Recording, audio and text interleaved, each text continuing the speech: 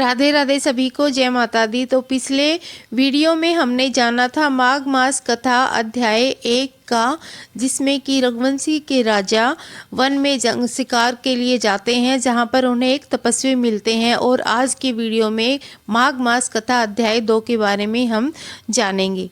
तो राजा के ऐसे वचन सुनकर तपस्वी कहने लगा कि हे राजन, भगवान सूर्य बहुत शीघ्र उदय होने वाले हैं, इसलिए यह समय हमारे लिए स्नान का है, कथा का नहीं। सो आप स्नान करके अपने घर को जाओ और अपने गुरु श्री वशिष्ठ जी से इस महात्म्य को सुनो। इतना कहकर तपस्वी सरोवर में स्नान के लिए चले गए और राजा भी विधि पूर्वक सरोवर में स्नान करके अपने राज्य को लौटा और रानीवास में जाकर तपस्वी की सब कथा रानी को सुनाई। तब सूत जी कहने लगे कि हे महाराज, राजा ने अपने समय अपने गुरु वशिष्ठ जी से ऐसा प्रश्न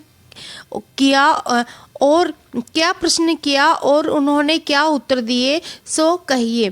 व्यास जी कहने लगे कि हे सूत जी, राजा दिलीप ने रात्रि को सुख से सोकर प्रातःकाल ही अपने गुरु वशिष्ठ के पास जाकर उनके चरणों को छूकर प्रणाम करके तपस्वी के बताए हुए प्रश्नों को अति नम्रता से पूछा कि गुरु जी, आपने आचार, दंड, नीति, राज्य, धर्म तथा चारों वर्णों के चारों आश्रमों की क्रियाओं, दान, उनके विधान, यज्ञ और उनकी विधियां, व्रत, उनकी प्रतिष्ठा तथा भगवान विष्णु की आराधना अनेक प्रकार से तथा विस्तार पूर्वक मुझे बताई है। अब मैं आपसे माघ मास के स्नान के महात्म्य को सुनना चाहता हूँ। सो हे तपोधन, नियम पूर्वक इसकी विधि समझाइए। गुरु वशिष्ठ कहने लगे कि हे राजन, तुमने दोनों लोकों के कल्याणकारी वनवासी और गृहस्थियों के अंतकरण को पवित्र करने वाले माघ मास के स्नान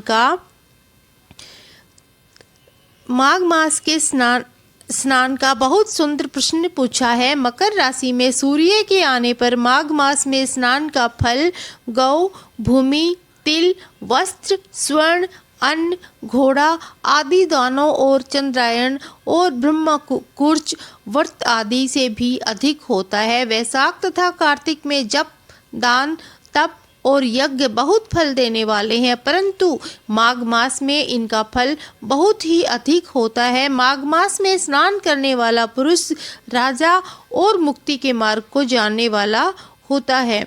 दिव्य दृष्टि वाले महात्माओं ने कहा कि जो मनुष्य माघ मास में सकाम और भगवान के निमित्त नियम पूर्वक माघ मास में स्नान करता है, वह अनंत फल वाला होता है।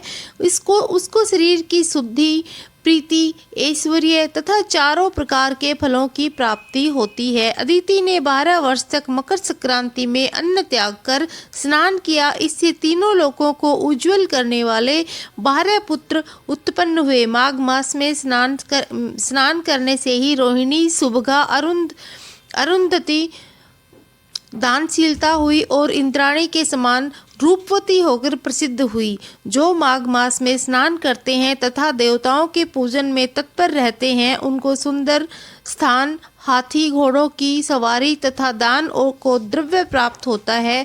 अतिथियों से उनका घर भरा रहता है और उनके घर में सदा वेद ध्वनि सुनाई होती रहती है।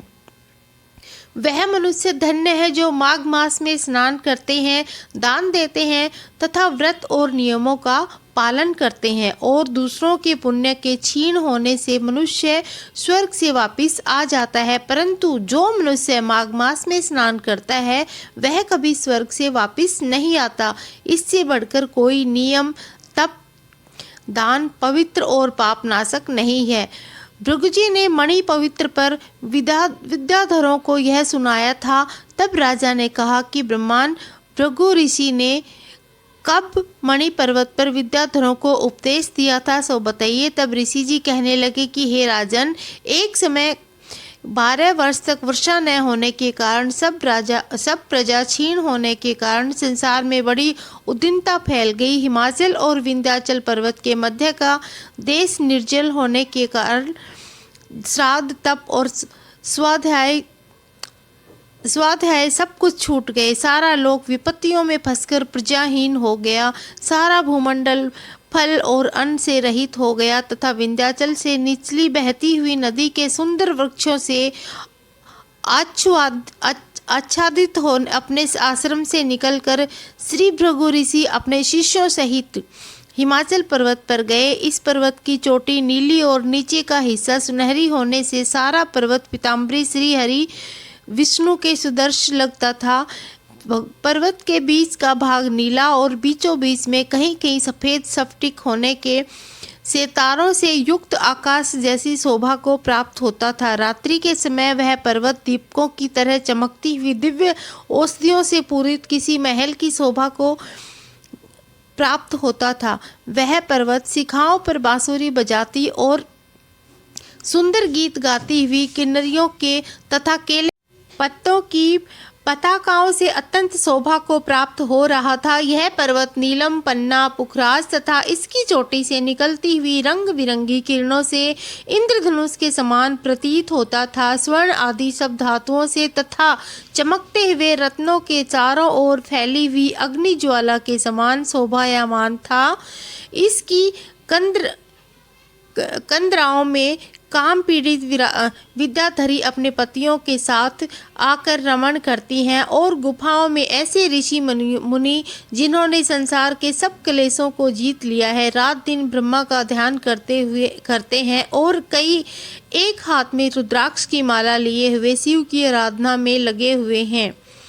पर्वत के नीचे भागों में जंगली हाथी अपने बच्चों के साथ खेल रहे हैं तथा कस्तूरी वाले रंग बिरंगे मृगों के झुंड इधर उधर भाग रहे हैं। यह पर्वत सदा राजहंस तथा मोरों से भरा रहता है, इसी कारण इसको हेमकुंड कहते हैं। यहाँ पर सदैव ही देवता और अप्सरा निवास करते हैं। इति श्री माघ मास कथा अध्याय 2 संपूर्णम। अब आगे के वीडियो में हम सुनेंगे माघ मास कथा अध्याय 3 के बारे में। राधे राधे। जय श्री कृष्णा, जय श्री हरि विष्णु।